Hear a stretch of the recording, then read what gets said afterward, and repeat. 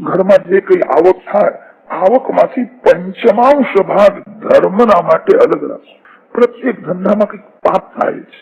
જેનું ધન શુદ્ધ નથી એનું મન એનો વ્યવહાર શુદ્ધ થઈ શકે જ નહીં. વ્યવહારમાં ધન મુખ્ય છે. ધનને શુદ્ધ કરવા માટે પંચમાંશ ભાગ દાન આપવું જોઈએ. 100 રૂપિયા ઘરમાં આવે કે 20 રૂપિયા અલગ રાખજો. કોઈ સારા કામમાં તમારા હાથે સદુપયોગ કરો. બેંકમાં જે રાખશો તે સાથે આવશે નહીં, હાથે જે વાપરશો તે સાથે આવશે. પંચમાંશ ભાગ ધર્મના માટે અલગ રાખો. ભાગવતમાં તો પંચમાંશ ભાગ લખ્યો છે. મનુ મહારાજે કાયદામાં થોડો સુધારો કર્યો છે. પંચમાંશ નહીં, દશમાંશ ભાગ અલગ આપો. મનુ મહારાજ જાણતા હતા કે કલિયુગમાં મોંઘવારી બહુ થવાની અને તેથી કાયદામાં સુધારો કર્યો. 100 રૂપિયા ઘરમાં આવે કે 10 રૂપિયા અલગ રાખો. કોઈ પણ સત્કર્મમાં તમારા હાથે એનો સદુપયોગ. પૈસો કમાવવો એ બહુ કઠણ નથી. હાથમાં આવેલા પૈસાનો સદુપયોગ કરવો બહુ કઠણ. ધનના 5 વિભાગ કરવાની આજ્ઞા આપી છે. ધર્મના માટે થોડુંક ધન અલગ રાખો.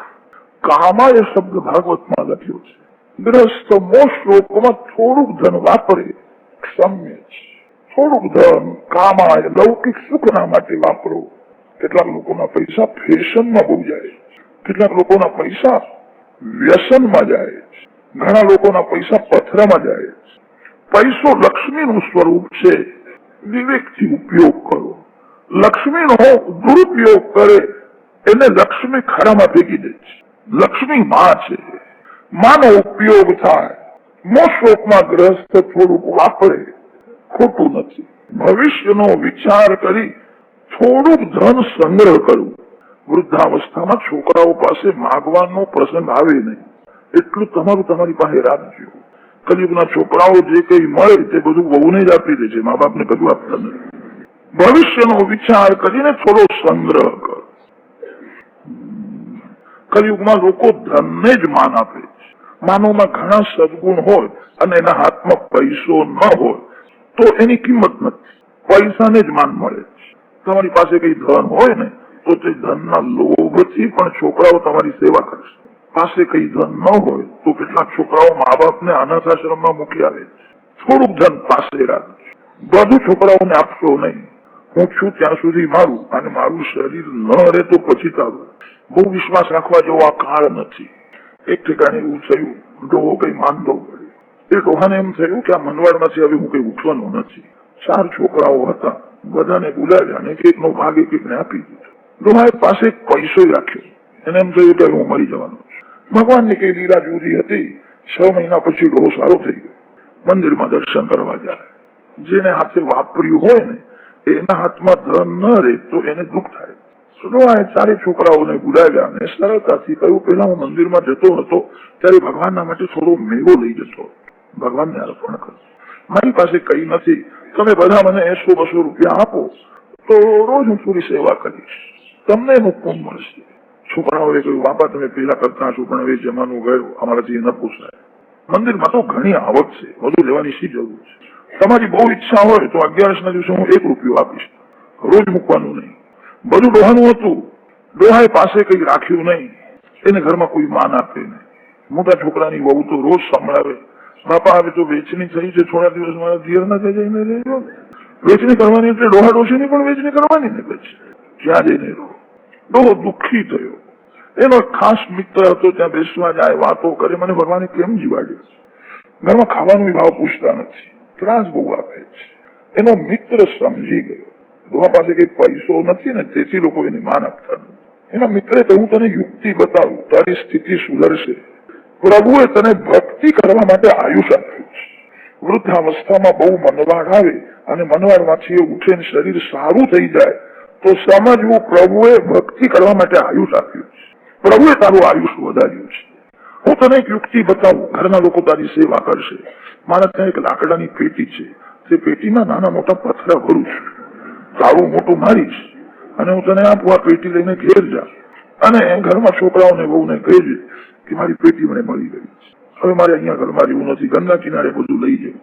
છોકરાઓ પૂછશે કે આમાં શું છે? કે થોડા દાગીના છે, ચાંદીના વાસણ છે, મારું મેં અલગ પૂરું રાખ્યું.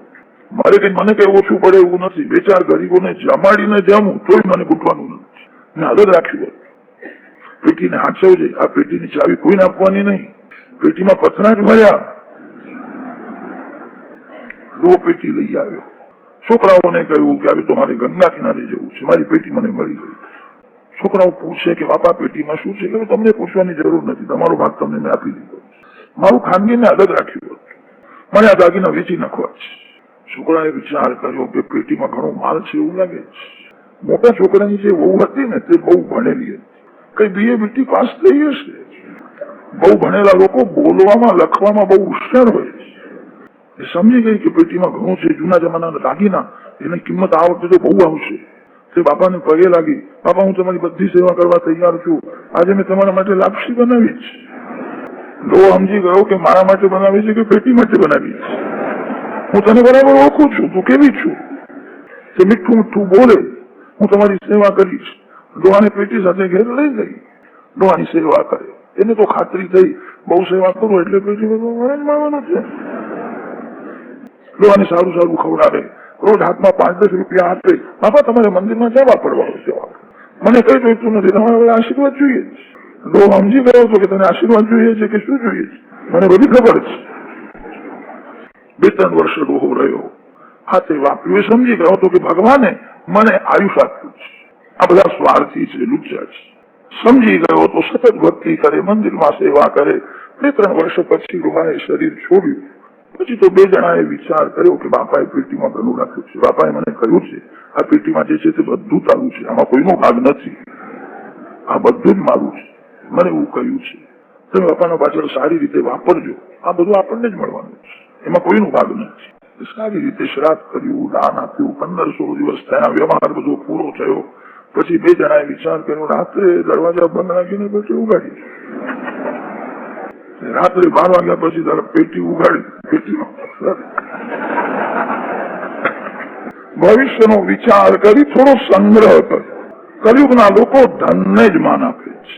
પૈસાનો વિવેકથી સદુપયોગ કરો.